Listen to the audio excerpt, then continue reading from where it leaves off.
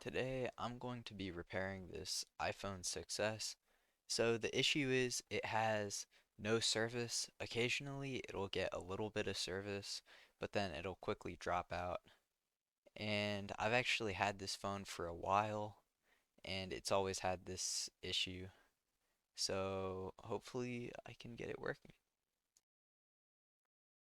So what I used to diagnose this issue was this guide on Medium called The Complete Guide of How to Solve iPhone No Service. It's pretty easy to look up if you Google it, and these links take you to some random places, so don't use them. But if we go down to iPhone 6S, let's see, here we go. Okay, iPhone 6S, no service occurred frequently. Occasionally it has weak signal. So this is essentially what I had. And they're saying, yeah, it's the damage of this chip.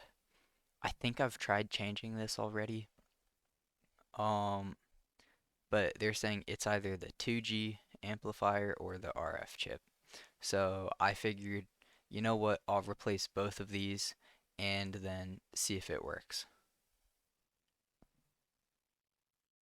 So what you're seeing here is just me disassembling this phone. I'm just gonna turn it off and then take off the screen. This thing's been taken apart a lot, so its screen should be relatively easy. I just used little picks to take it off, and then after that, there's a whole bunch of screws you have to take off. They're all different lengths because this is an Apple product.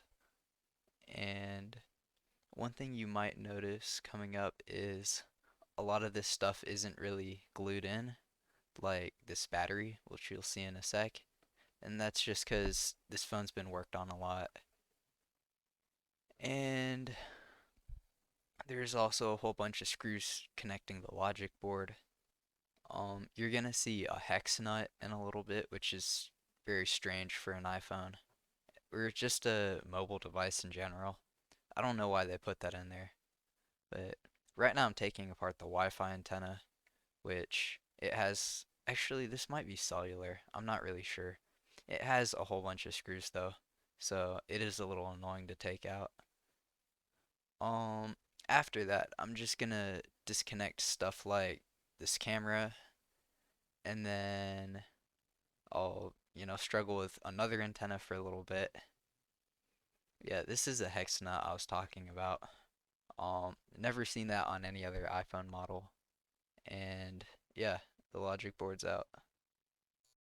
Now what I'm gonna do is put this under the microscope and begin the process of taking these chips off. These two chips are the chips that I want to be replacing, and this actually turned into a whole process. One of them actually got lost, which I don't even know what to say about that, except I had to do a lot of repetitive, like cleaning steps, so just for the sake of time, a lot of those are edited out.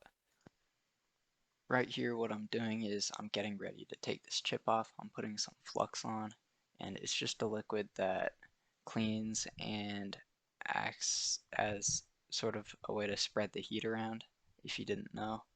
Now I'm just going to heat this up and hold on to it with tweezers. You can see I'm trying to use the drop method here, where I hold the chip above the board, and you could see that when it got liquid, it just dropped off. And I do that to prevent damage to any of the pads on the board. And this is useful for a lot of stuff, but it doesn't work with some special chips. But I don't have to worry about that, luckily. And now I'm doing this other one. Now that I've got the chips off, I'm just kind of looking at them to see if there's any massive burn marks or anything that you can really tell would be an obvious issue. And looking at them, they both look fine, but from what I've read, that's pretty normal. So now it's time for me to clean these pads. So first what I'm going to do is take some solder, put it on my soldering iron.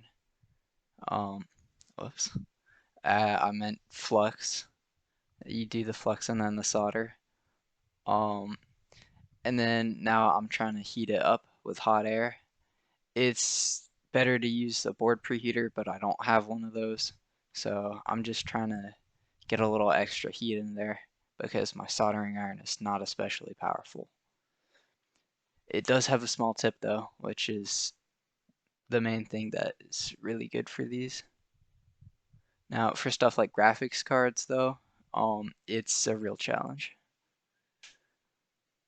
The thing with doing it like this is you gotta rotate the board a lot because, and this is just kind of inherent to using a soldering iron to do this instead of tweezers and uh, solder wick, because if you look, the soldering iron, you don't want to hit any of those other components accidentally. So you can see I left a massive glob of solder on there, on that center ground pad. So I'm trying to clean that up. This took me a while, and I had to cut it out. So now, yeah, I'm returning using the tweezers and the solder wick. This is actually the technique that I use mostly because I found it just works better. But what I was doing before there was actually switching it out with lead solder so that it melts easier and it's just easier to work with in general. And you especially want to do this with like your big chips or when it's right next to something important, because that way you won't melt the solder on the other side, especially when it's called underfill. There's sometimes glue that's under these chips. So if you melt the solder and there's that, then it can just be really nasty to clean up. And no one wants to have to clean up like a CPU and all that when they're just doing something simple. So this cleaning actually, again, this was one of the most difficult parts because I had to redo it several times. Um, so you see me, yeah, just kind of focusing on getting each pad flat. And this doesn't matter as much for that second chip with the big ground pad because there's pretty few contact points. But with this ball grid array, it's decently important. Generally, I've found that the bigger the chip, the less you really need to worry about something like this. Unless, of course, it's something like a CPU where all the balls are really small. Now we're moving on to the cleaning part.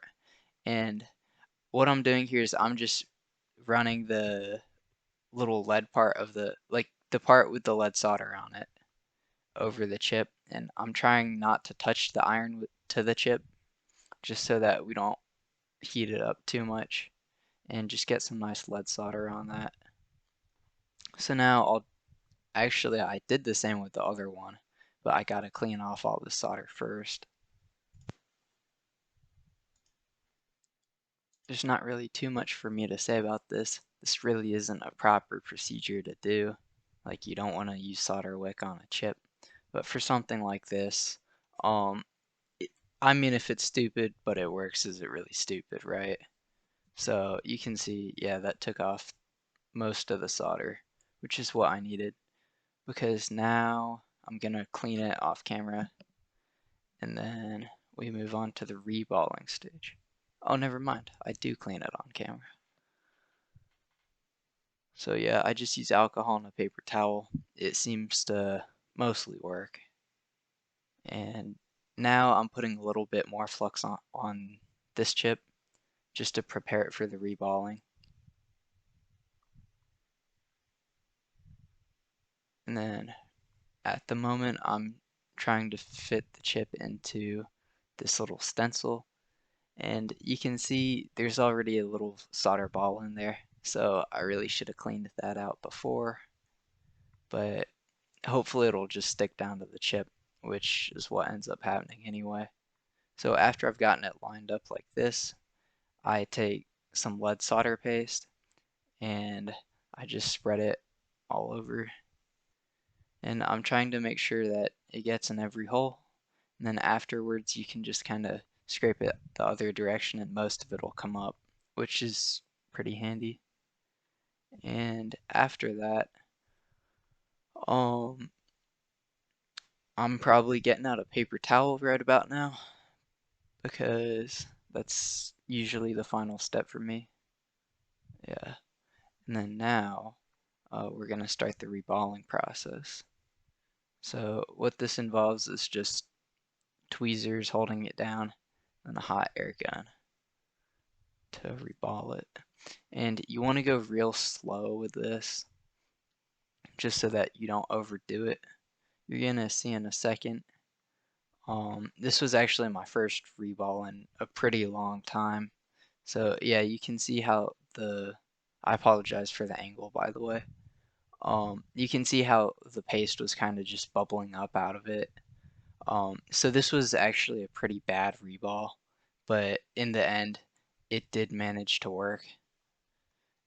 But what you want to do is you want to go slow and you want to keep it controlled so that that doesn't happen. And now after that, I'm taking the chip out of the stencil, and then I put a little bit more flux on it, and now I'm just giving it the once over with a hot air gun. Now it's time to do essentially the same thing with the other chip. The one thing to worry about is that big center pad. I don't want it to get too much solder, or I should just say like a disproportionate amount compared to the outer pads. So I'm just doing the same thing. You see me putting flux on here, that's because the solder paste I have is really bad and really dry. So it needs this to even have a chance of getting on, as you can see. So this is really not the proper way to do it. But it did end up working somehow. So yeah, but yeah, I'm trying to rehydrate the solder paste here. And it ends up looking not awful. So after that, I'm gonna clean it up, and then hopefully this reball will come out looking nice. So now if the tweezers just push down to secure it in place, and I'm giving it the hot air. You can see I'm not really pointing the hot air directly at it. Well, now I am, but originally, I was kind of circling around to try and get the whole thing just evenly heated. And yeah, you can see it ends up looking quite nice.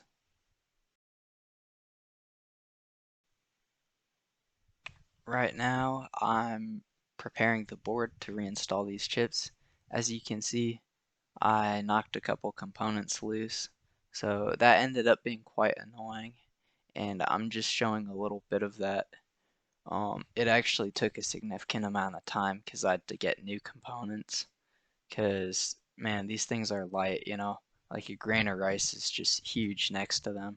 So if they're not soldered to the board, then they'll just go flying off, and it can be a real pain to source them. And yeah, this focus is horrible. Sorry about that. Now we move on to the installation. So I've already gotten the chip lined up, and I'm just kind of heating the whole board, as you can see. It's not really pointed at the chip. I don't have a preheater, so this is just a version of that, I guess. And yeah, now you can see that little interim was probably me changing the temperature, but now it's just pointed at it. So now what I'm looking for is when the flux kind of starts bubbling. Yeah, you can see how it's kind of moving a little bit. There will be just this very distinct motion when the chip goes liquid, and it just sort of centers itself, like right here. Yeah, there we go. Um, and then when I touch it, yeah, it kind of jiggles a little bit. That's from the surface tension of the balls. So that's how you know the chip is on, and you can start letting it cool down. Now I'm reinstalling this other chip, and it's essentially more of the same. This one isn't a BGA, so it may not really have that same kind of response, or if it does, it's going to be a little bit more muted just because there's no solder balls. But you can still kind of nudge it and see if it feels responsive. Um, with this one, I think I had to apply a little bit more heat. Oh, there we go. Just because it is connected to that big ground pad. And yeah, this focus is still horrible. I don't know what's really wrong with my microscope, but after the chip was in, I just give it a clean with rubbing alcohol. Sorry for the fingernail close up there. Um, but that seems to do it. And in my experience, that gets rid of the flux pretty well. And looking back at it, it looks like both the chips got installed correctly, and it looks pretty much good to go. This is just the sped up camera footage of me reassembling the phone. Sorry about the terrible camera angles. Some of these screws were quite difficult to get in, especially that hex nut, and also some of these antenna wires can be pretty tricky. I'm not really sure why, but those little UFL connectors seem to be real annoying. Um, in general, I've noticed iPhones just have a lot of screws, and they're all different heights. So you can see I'm using actually it's the top of an iFixit container as just sort of a container for all of these screws because it has those little divisions in it where you can put different screws and parts. So that's really nice. Right now I'm screwing in, a little bracket for the antenna. I really don't understand why some of these have brackets and some of them don't. Are they just more susceptible to coming out? Who really knows? Actually, now that I'm thinking about it, no, there's definitely been stuff that isn't bracketed in the past. But now I'm putting in the SIM card, and right now you can see stuff remaining in there. So I'm just kind of doing a preliminary boot. And here you can see the speed test on LTE. This is an old phone, so it's not that fast, but it's working. So if you like this, be sure to like and subscribe, and I'll see you later.